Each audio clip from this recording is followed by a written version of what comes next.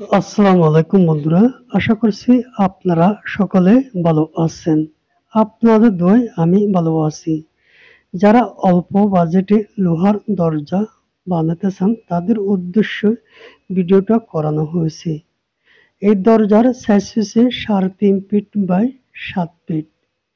এই দরজার চারিদিকে চৌকুট ব্যবহার করানো হয়েছে 3 মিলি অ্যাঙ্গেল, আর চারিদিকে দরজার ফ্রেম ব্যবহার করানো হয়েছে 3 মিলি অ্যাঙ্গেল এক এক। আপনারা যদি দরজা অল্প খরচে বানাতে চান আমাকে কমেন্টে জানিয়ে দিতে পারেন। আর যা মাঝখানে লোহা ব্যবহার করানো প্লেট বার ব্যবহার করানো হয়েছে ফুল 150টা। কিন্তু এই দরজার সর্বোচ্চ ভালো মজবুত ডিজাইনের মধ্যে এই দরজা দাম রাখানো হয়েছে মাত্র 7,500 টাকা। আপনারা চাইলে এর চাইতে কম খরচে আপনারা লোহার দরজা বানাতে পারেন।